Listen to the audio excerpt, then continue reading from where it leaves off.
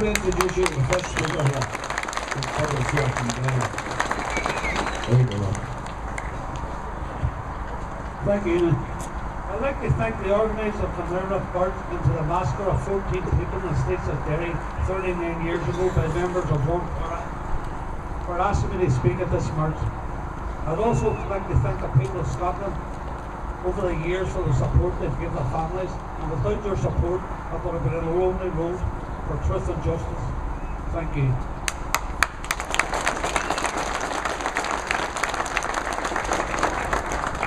15th of June, Lord Savile report said every person was innocent.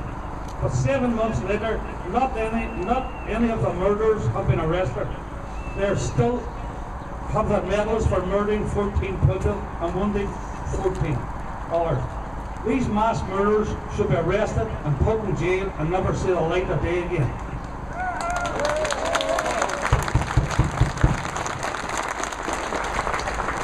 Not only did the massacred Bloody Sunday, 6 months before Bloody Sunday, in Ballymurphy they murdered 11 people, and on the Shankill Road they murdered another 2 people. The same soldiers were involved. Soldier F killed 4 people on Bloody Sunday and wounded another person. He's reckoned they killed between 4 and 5 people in Ballymurphy. This man's name is Dave Cleary. This man should be arrested and never see the light of fucking day again, the bastard.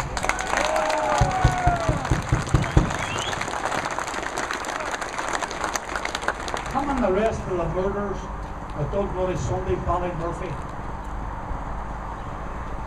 are not human fucking beings, they're savages. And they should never again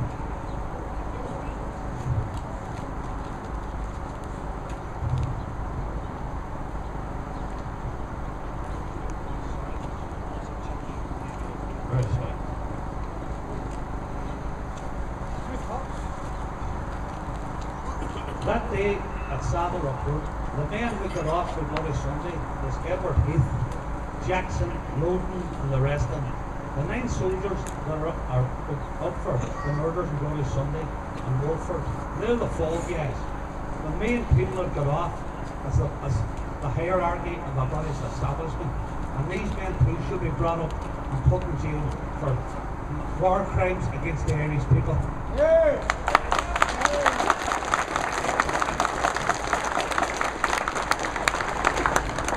Lastly, I'd like everybody to think about the rest of the people who was killed by state forces in the 6 counties.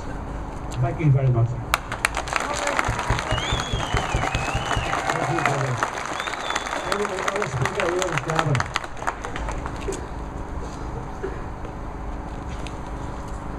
Just like we said, it's an honour and an absolute pleasure to be asked here this weekend, this week result. I'll just say thanks to the organisers for your continued support over the years.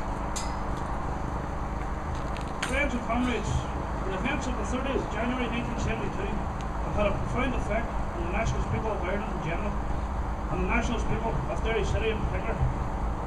I don't need to go too deeply into the events of 39 years ago, as most people are more than familiar with them and the political situation surrounding them. However, there is no doubt that the brutal display of British policy in Ireland played no small part in hastening the pace at which the Republican movement fought their war. The image that the British displayed around the world as a peacekeeping force to separate 2 warring factions was comprehensively shattered, and became evident to many that the British Army and state was at war with the nationalist people of the 6 counties and their army, IRA. There have been many theories over the years as to what the British hoped to achieve on Bloody Sunday. Even today, that is open to debate. However, there is no doubt that the British state deliberately and boldly issued a political directive to its forces to gun down civilians in an area it claimed sovereignty over. Savile confirmed what everyone in Ireland had known for 4 decades, that these people were innocent. People like my grandmother,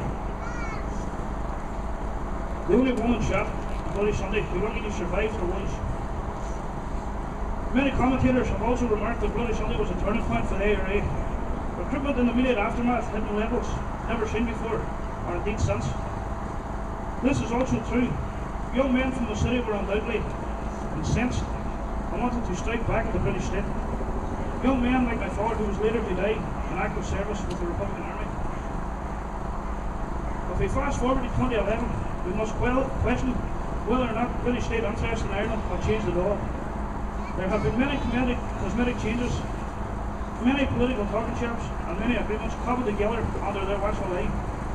The political reality is that despite all these various initiatives, there has never, ever been one that dealt with the root cause of the conflict.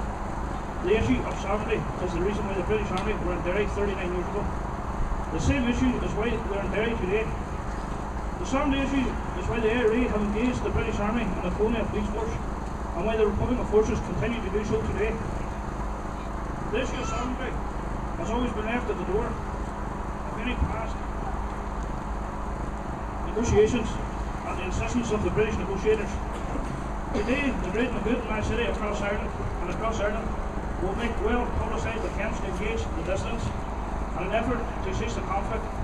But unless they are prepared to address the causes of the conflict, then any such engagements are futile and merely for the optics. The Republican movement are sincere in ending all conflict in Ireland and will afford the seriousness it deserves. We will not engage in a process of political careerism, which seems to be a motivation of some in my city, nor to show our new masters how loyal we are, which seems to be a motivation of others. British state forces in Ireland, the army, police and security apparatus, have increased harassment of Republicans noticeably in the last few months. Republicans are stopped on sight, homes are destroyed, and even children are stripped and fondled in the guise of searches.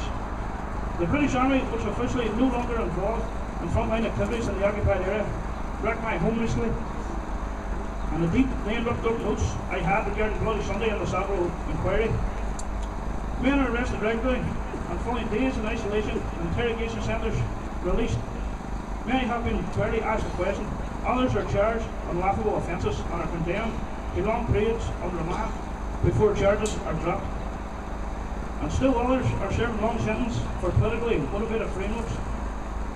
The time spent in the north in McGavry prison, which has seen numerous protests at the draconian prison regime, and even as we speak, men are being beaten badly for refusing strip searches in line with an agreement they previously made with the British administration. This agreement, like so many others before, has been broken by sectarian prison officers associations. The British will claim that this is necessary to combat a growing Republican threat, and without doubt, support for the Republican position is growing daily. But have the British learned nothing in 40 years? With every house raid, an all Republican is made, and with every roadside and street assault, an all Republican is made, and with the collective targeting of Republicans, our collective determination grows. Unless the British are serious about addressing the cause of conflict, which is their refusal to recognise democracy and Irish sovereignty, then the cycle will continue. Violence will unleash violence, and so on. The British appear to be happy and contain the conflict and portray it as a small criminal conspiracy. They have tried that before. They will not contain a Russian people. Fair do it.